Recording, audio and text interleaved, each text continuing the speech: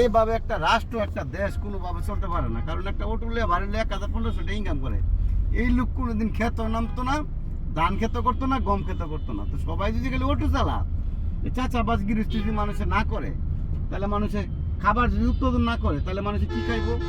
এই চায়নারা আমাদের বাংলাদেশটাকে অলরেডি ধ্বংসের ভেতর নিয়ে গেছে। বাংলাদেশে আমি মনে করি 1971 সালে যারা মুক্তিযোদ্ধা দেশ স্বাধীন করছে তাদেরকে আমরা সেলুট জানাই।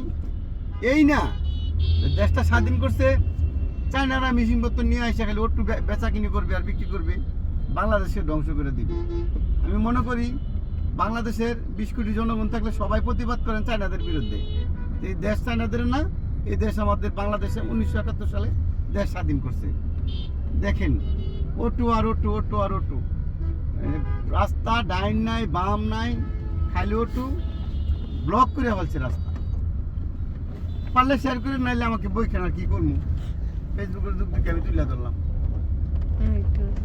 এটা বললেন চায়নার দুধ দেওয়া লাগছে, আপনি নিজে চালাইতেছেন কি? এইটা তো কথা ঠিক।